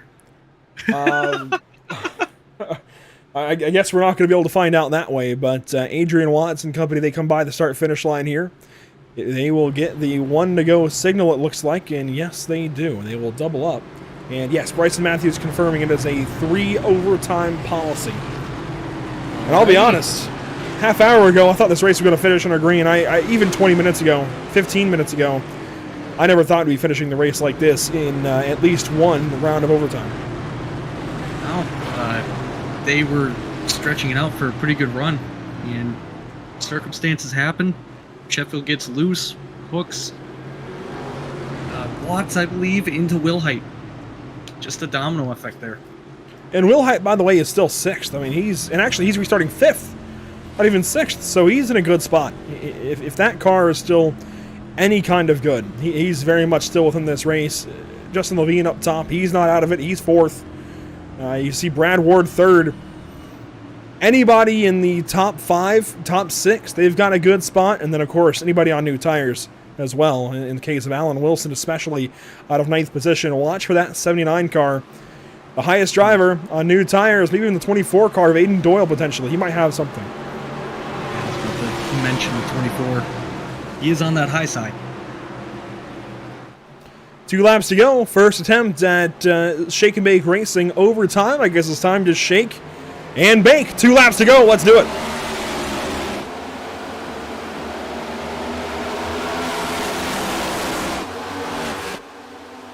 Watts wins the race down to turn 1. Side by side for 2nd, 3rd, and 4th. Levine there on the bottom side goes by the 5. Now, how about the new tires? Alan Wilson up to 7th as they work down the backstretch. He's got old tires in behind. The next car, new tires, is Joshua Watson, who drives underneath on the bottom side. Aidan Doyle up top trying to make moves. And this race will go official up front. White flag is out, presented by Whiplash Simcams, 1 through the grass. Here we go for the race win. Brad Ward. Here comes Alan Wilson on the bottom side. He's 3rd. Watch this 79 down low. He's going to get a massive run, and he's going to take it down to the inside of Adrian Watts. He's got to drive 1 perfect corner here to win this race at Las Vegas, and he is going to do it. Alan Wilson on brand new tires out of nowhere is going to win at Las Vegas. Oh, yes! Wow! And Joshua Watson drove back to 2nd, Brad Ward to 3rd, and then they all crashed behind. And there's your race winner. Unbelievable. Wow. And he gets a worthy shot there from one of his Ryko teammates and Joshua Watson. They played that to perfection. Oh, I'd say so. Especially in the case of the 79 here of Alan Wilson. That was perfect. Shaughnessy gives him a shot. That was textbook right there. Textbook. And he's going to burn it down here at Las Vegas. So deserving of this one. Led 1 lap. How many times we got to say it? It's the only one that matters. Yes, sir. Wow.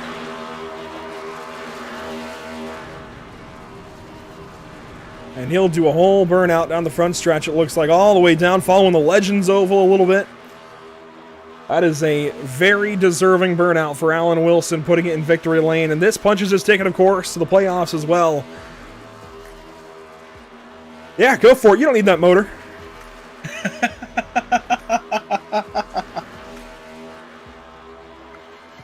Actually, you know what? He started 12th as well. He did not start towards the front. He had a very much of a roller coaster of a race, did Alan Wilson. I'm very thrilled for him to be able to go to victory lane, especially after just everything that he had to go through to put himself in that spot to win this race here at Las Vegas Motor Speedway. Let's take a look at your unofficial race results after 122 laps. We went to SNBR overtime.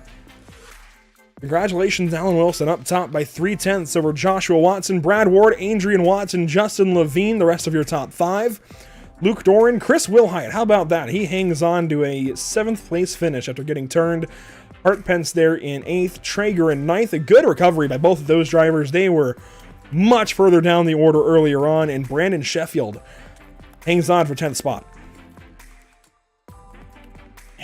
Yeah, rounding, coming in 11th is Lawrence Shaughnessy, followed closely behind by Victor Stank, Craig Harris, Brandon Mashayevsky. I'll take this.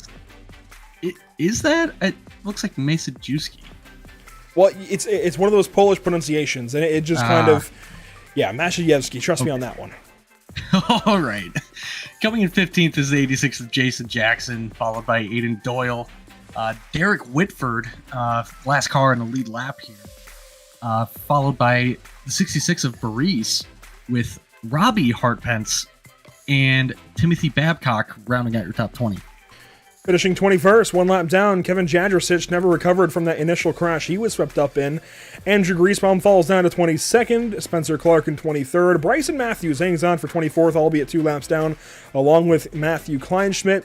Edward Kane ends up out after that overtime bringing yellow, and he will finish 26th. Richard Elliott there in 27th. Brian Watson in 24th. 28th rather. I was also looking at the 04. 15 laps down and out of the race, it looks like, by the end of it. Wild Bill Matthews, though, 45 laps down. He finishes 29th. And Austin Derbyshire, the first retiree this evening, in the 30th position. Now, before we bring in our top 3 for interviews here, let's go back and see what happened on that restart. And hey, we've already got it kind of loaded up here. Let's follow Alan Wilson through all of this. He's on the bottom. This is fresh off the green flag. He's got 6 cars to pass, though, in the span of a lap, and he doesn't. Yeah, and from what it looks like, it goes back to that whole momentum. Right on the initial start, those newer tires don't come into effect until you have your speed. And as you're looking at it right here, he just has all the momentum in the world because of those new tires. And he just drives it into turn 1 to get into position to get below 0.8 of Watts. Got down to the inside of Watts here in turn 3 and simply had grip. And these guys didn't. Just drives away. And then Joshua Watson, by the way, a 4-for-1 special in turn 3 and 4 as they swept up the racetrack. Justin Levine and others making contact to the line. Levine there getting into the 0.8 of Watts as they came down to the finish and made some contact. Levine ends up behind Watts when it's all said and done. There was more going on behind those guys, though. In fact, we had that big crash out of turn number 2 on the white flag lap. Let's go check out what happened there. So just watch. This is the static cam of turn 2, and you can just watch them collect.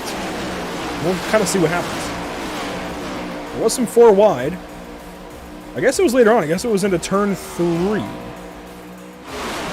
Yeah, there it is. I think Aiden Doyle might have been caught up in that in the 24 car, and yes, he was. So that's our... Man, it's one of those guys that had taken tires and was in a good spot. He was in that 4 wide with Whitford and some others. We'll get a look at it here. We'll see Rocky Hartpence way down low. Craig Harris in the middle. Derek Whitford up top. And it looks like Baris up top as well. Maybe Traeger. Yeah, it was Traeger. They 4 wide, bouncing off of one another. And then what happens to Aiden Doyle here to turn 3? Oh, Hartpence drives through Baris. Wow.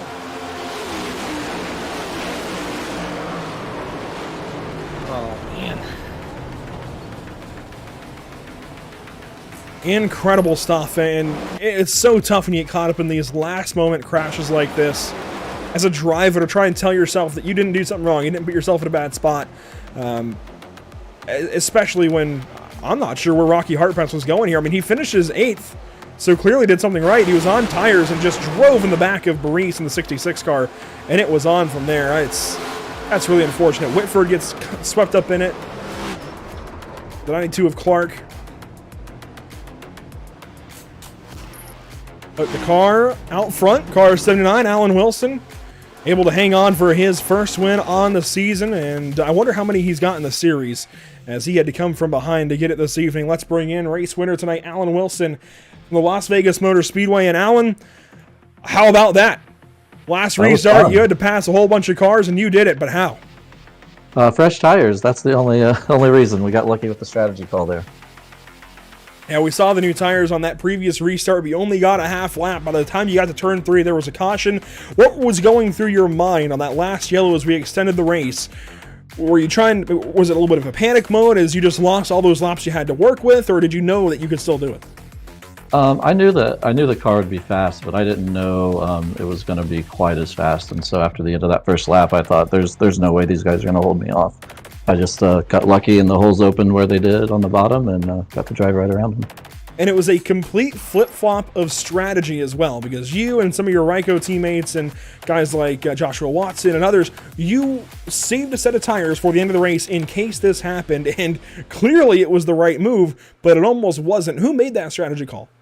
We decided we had 4 cars, and we decided we're going to take 2 cars and put them on the different strategy. And it almost didn't pay off. We were about 2 laps short on fuel, and that caution with about 10 to go really saved us. Was there a plan to save that fuel, or were you guys going to have to come back in? No, I knew that I couldn't save enough, and so we were just going to run it hard and hope for the best, and we got the caution. Well, you lead the only lap that really matters here at Las Vegas, in this case, lap 122, where you're getting yourself a lottery ticket. I mean, are you feeling it like extra lucky here tonight because something aligned for you to go to victory lane and it works out? Yeah, I think my luck's up, so I don't know if I should buy a lottery ticket or not. I think I used it all up tonight. Well, Alan, congratulations. This punches your ticket to the playoffs later in the year. Celebrate at the very least. If you're not buying a lottery ticket, I think that's okay, but celebrate and have a good one. You just won at Las Vegas. Yep, thanks for the broadcast. It was really great. Alan Wilson going to victory lane tonight in car 79.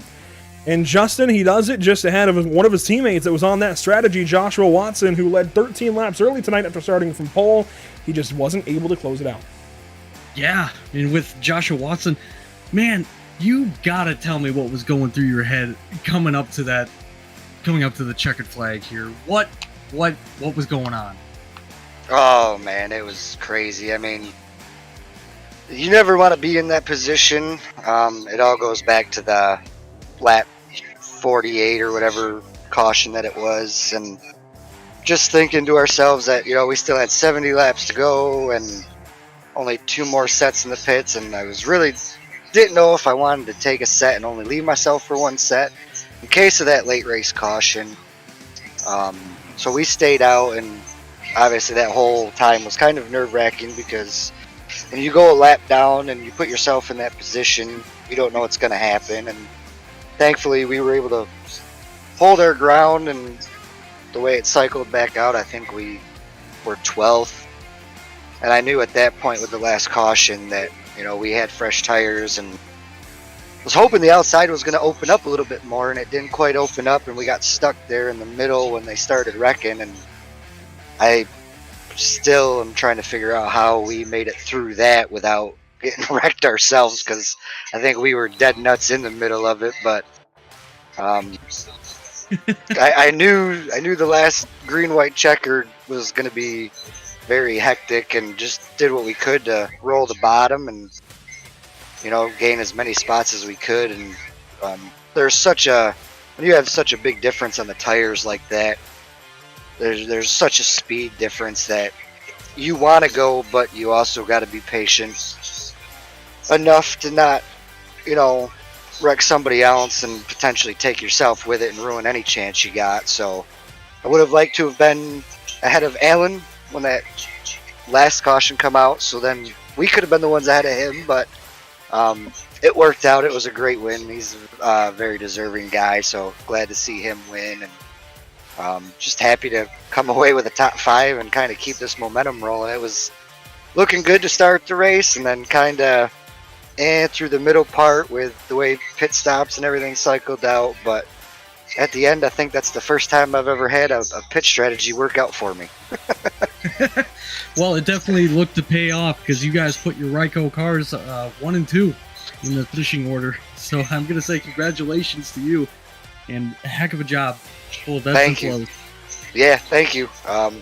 Yeah, couldn't do it without Ryko and the setups they put out. They've been putting out some really fast setups week in and week out, and their customer support with working with you and everything is awesome. So couldn't thank them enough. Couldn't thank my team enough. JBRE Racing, Adrian Watts, who had a good run, a top 4.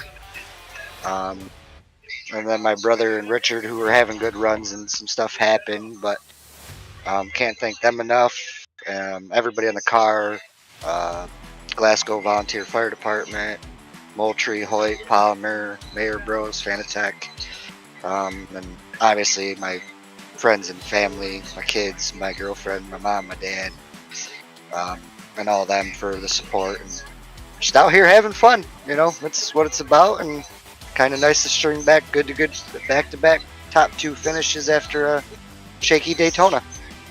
Yeah, well, everything paid off in the end, so thanks for coming up here. Yep, thank you, and thank you guys for putting on this broadcast. Joshua Watson, middle step on the podium this evening. Brad Ward, though, who won at Daytona. Look at that. Our 3 winners of the season now finish in the top 3. You've got Ward, who won at Daytona, Watson, who won last week at Auto Club, and Wilson, who wins tonight. But let's bring in Brad Ward.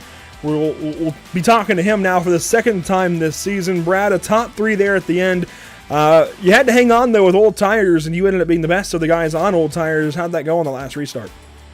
Yeah, I got pretty hairy for sure. Just had to do all I could to make it stick on those old tires. So kind of fenced it on the exit of 4 coming to the checkered there, but all worked out. And clearly, you've got the ability to put yourself in a really good spot when it comes down to the end, especially these overtime finishes. A solid run at Daytona, a solid run here tonight. You're setting yourself up for spectacular things, I think, this season for sure. Yeah, this was definitely a good bounce back after last week. Kind of struggled in California. I think we got a 8th or 9th place or something like that. So it was good to come out here and put a solid run together. Now, we're not back with you guys until Kansas all the way in May, but how do you feel this stretch of races until then? 9 or so races between now and then, and a lot of work to do. Yeah, I feel pretty good. I think we're doing some good racing right now, building good cars, so hopefully we can keep it up, and hopefully put on another show for you guys in Kansas. Well, there you go. Finishing 3rd tonight at Las Vegas Motor Speedway, Brad Ward with the number 87 on board. Brad, you drive it nicely. Congratulations. Yeah, thanks guys. Thanks for doing the broadcast too. Certainly, and car 87 ends up on the bottom step of the podium. Bronze, if you will, for the 87 machine, but a job well done all across the board out front. Final words then from Las Vegas, final thoughts. Oh, I thought this was overall a great race. We had good action throughout the field the entire time. And to cap it all off, a spectacular overtime finish.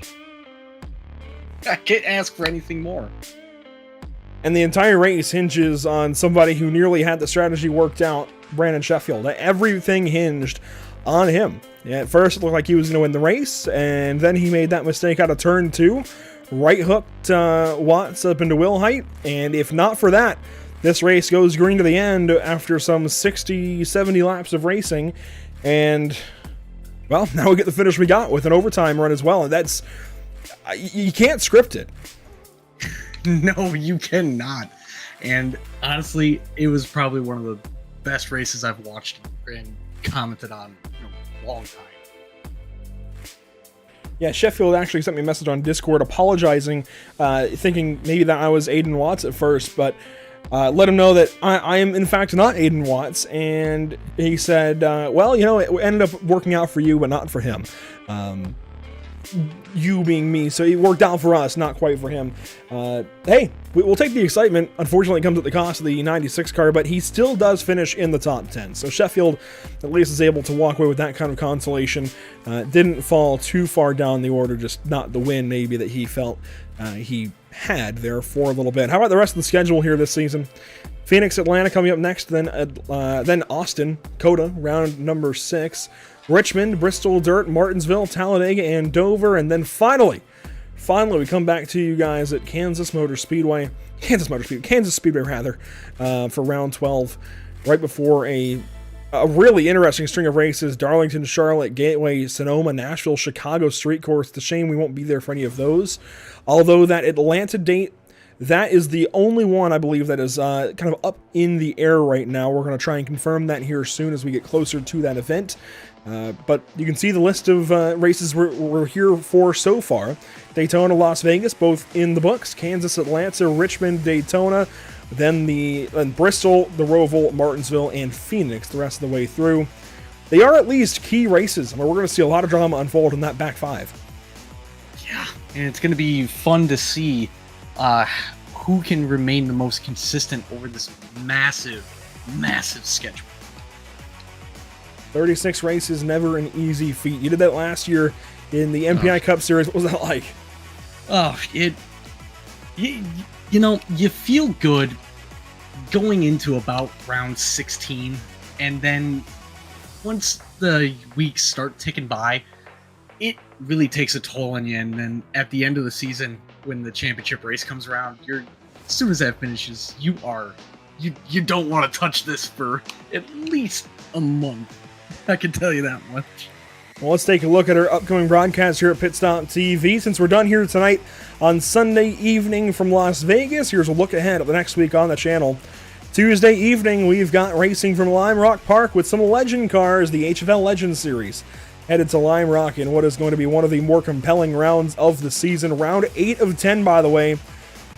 They've got Lime Rock confirmed for round 8. Round 9 will be at Lucas Oil Raceway at Indianapolis Raceway Park. And then the next round after that, round 10 to cap off the season, is to be determined. They will not know where they're racing until their vote the week of the race. So that is really going to shake things up. And we don't even know where they're racing because they're voting on it. So we have no clue where they're going for their finale. That's going to be a lot of fun to try and figure out and shake out there with the HFL Legends Series. And then Wednesday evening, we go to Rockingham, The Rock, for the UFL Elite Series, round 4 over there, as they were just at Las Vegas this past week.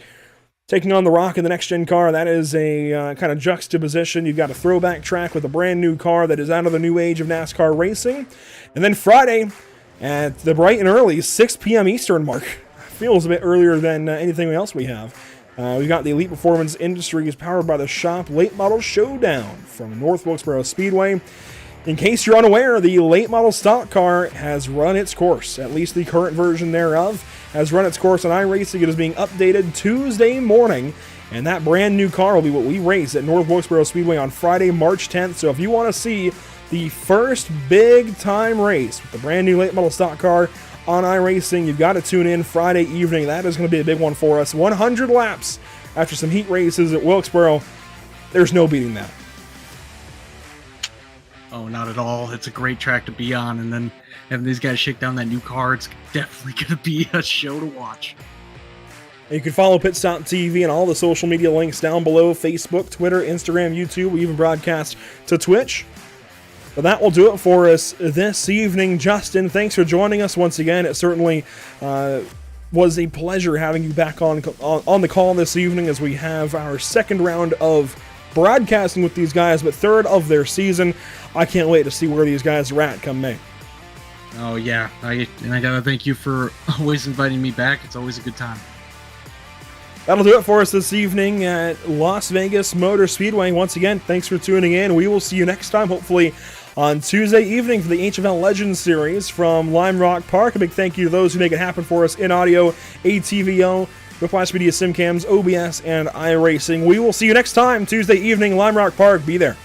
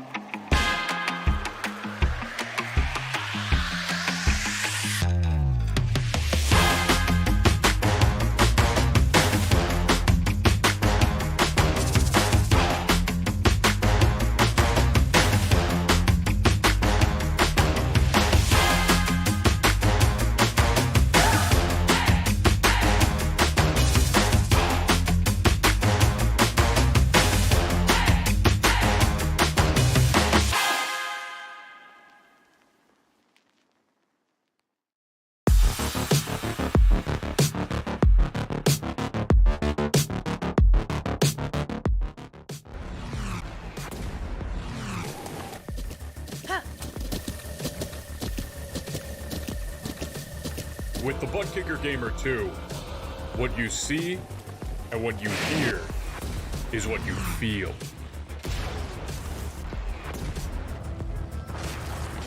Buttkicker. The future is feeling.